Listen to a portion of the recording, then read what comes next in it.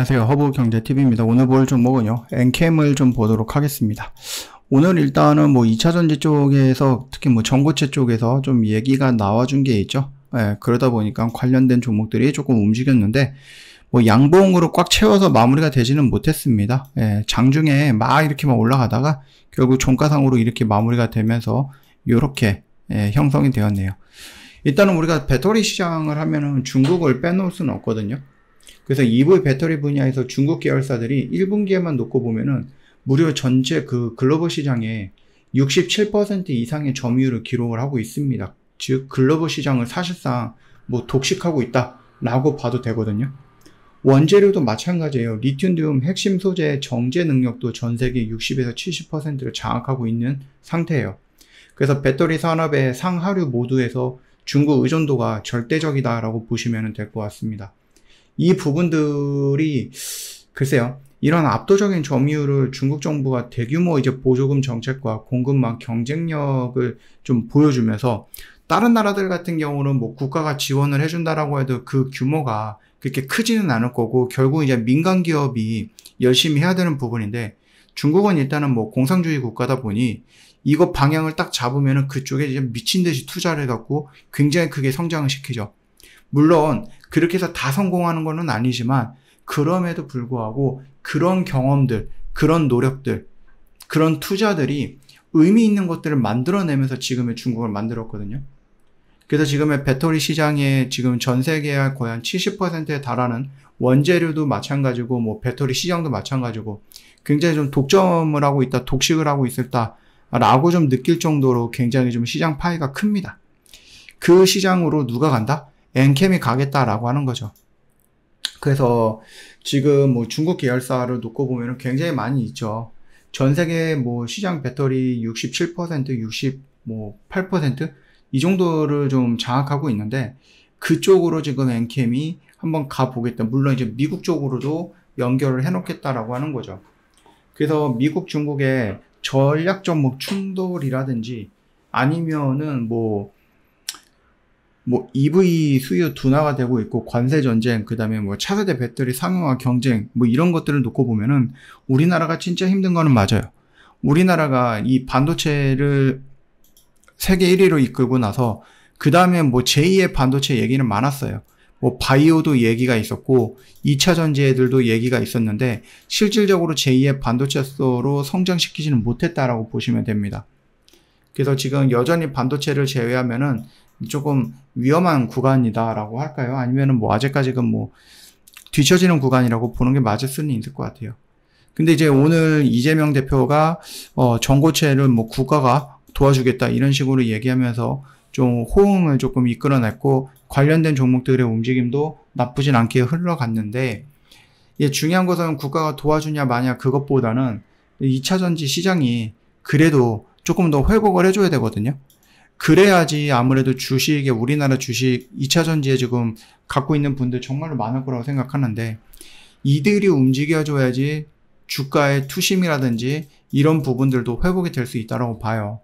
그래서 실질적으로 뭐 나트륨 배터리 요즘 얘기가 많이 나오고 있는데, 이거를 뭘 해주던지 아니면 뭐 다른 것들을 해주던지 국가가 뭐 늦었다라고 생각하지만 그래도 안 한 것보단 나으니까 그렇게 좀 진행을 해주는 것이 어떻게 보면은 뭐 투심을 좀 살리고 증시를 올리는 데도 도움이 되지 않을까라는 생각을 합니다.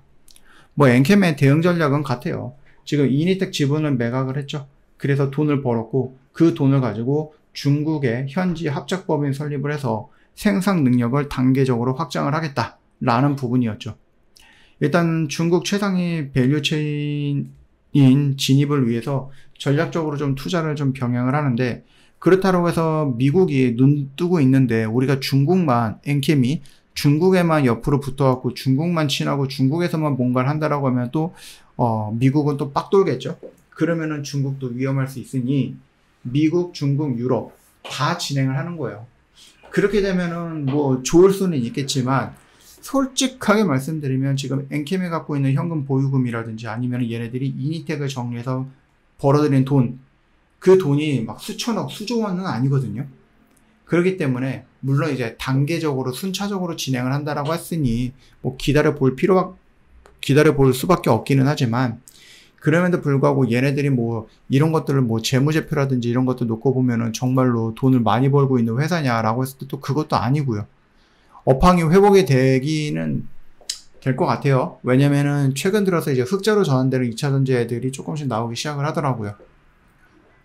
그래서 긴 어두운 터널을 조금 벗어나고 이제 저 끝에서 이제 빛이 조금 들어오는 또는 어둠이 좀 옅어지는 그런 모습들을 좀 보여주고 있기는 한데요. 아직까지는 한 방이 부족해요. 한 방이. 나 이 터널을 나왔어 라고 외치는 그 한 방이 좀 부족하긴 하고, 그렇다고 해서 뭐 엔캠이 뭐 보유하고 있는 돈이 많으냐라고 했을 때 또 그것도 아니고, 그러다 보니까 시간이 조금 오래 걸릴 수도 있고, 뜻하지 않게끔 얘네들 뭐 유상증자라든지 무상증자라든지 뭐 현금을 만들어내기 위해서 또 무모한 그 행동들도 할 수 있지 않을까라는 생각을 합니다. 일단은 뭐 테슬라, GM 이런 글로벌 좀 OEM이라든지 아니면은 뭐 일본, 중국 배터리사에도 전액을 공급하면서 글로벌 소재 기업으로 위치를 재정립하겠다, 공급망을 다양화하겠다라는 부분이에요. 그래서 레드오션이라고 불리고 있는 중국 시장을 포기하지는 않고, 여기서 포기하거나 여기서 손을 놓으면 절대로 못 따라갈 것 같거든요. 그렇기 때문에 내가 좀 피해를 보고 손해를 보더라도, 손이 까지더라도 그 줄은 일단은 끝까지 잡고 가봐야 되지 않을까라고 생각을 해요. 중국 업체들과의 규모 면에서 어깨를 나란히 할 유일한 K 소재 기업으로 부상을 하겠다라는 그런 의지를 보여주고 있기는 합니다. 일단 뭐 호랑이를 잡으려면 호랑이 굴로 가야 된다. 그래서 배터리를 잡으려면 중국으로 가야 된다. 뭐 이런 이런 생각인 것 같죠? 어떻게 될지 모르겠네요.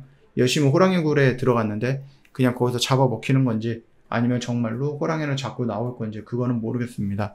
어떻게 대응을 할지는 모르겠지만, 일단은 우리가 주식적인 부분에서만 놓고 보면은 내가 여기서 들어가야 돼 라는 부분에서는 여전히 저는 물음표예요. 여기서 느낌표는 아닙니다. 들어가야 해, 느낌표가 아니라 들어가야 해 라는 물음표니, 여러분들은 여기 라인에서 섣불리 들어가지 말자. 어떻게 보면 이거 이중바닥 그리고 이렇게 막 올라올 것 같은데, 이렇게 우리를 좀 유혹하는 그런 액션들이 앞에도 굉장히 많이 있었죠. 그리고 그 유혹에서 넘어간 분들은 결국 어떻게 됩니까? 그냥 저점 깨지는 거 기다려보고 또 저점 깨지는 거 기다려보고, 그러다 보니 여기까지 끌고 온 거예요. 대응을 못하는 부분이죠.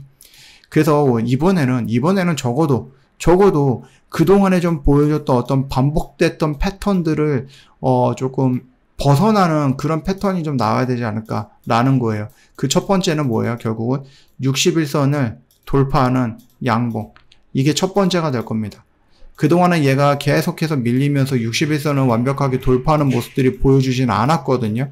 근데 만약에 여기서 61선을 돌파한다라고 하면은 얘가 1년 동안, 2년 동안 보여줬던 일정 부분의 그 패턴이 바뀐 거잖아요. 뭔가 바뀌었으면 뭔가 의미를 찾을 수 있는 거고, 그 의미를 우리가 이 양봉에서 기다려 보자라는 겁니다. 그래서 지금 당장은 여러분들 섣불리 접근하지 말자. 다시 한번 말씀을 드려볼게요.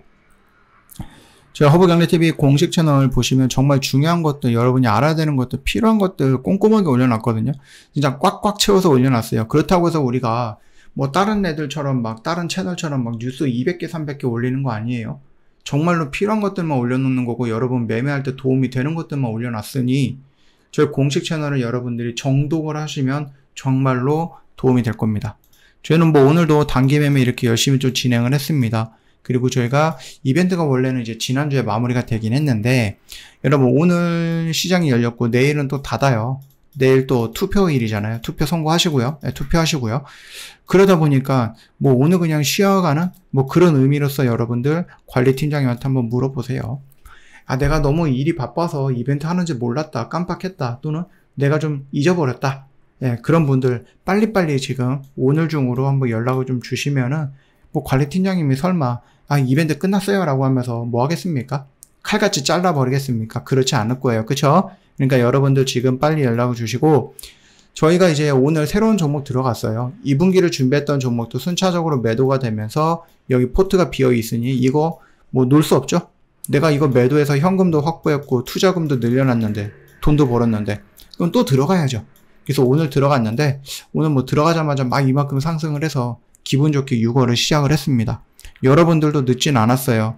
수요일 날 같이 하면 돼요. 그러니까 지금 바로 관리팀장님한테 한번 연락을 주세요. 고생하셨습니다. 내일 투표하시고요. 우리는 수요일 날 뵙도록 하겠습니다.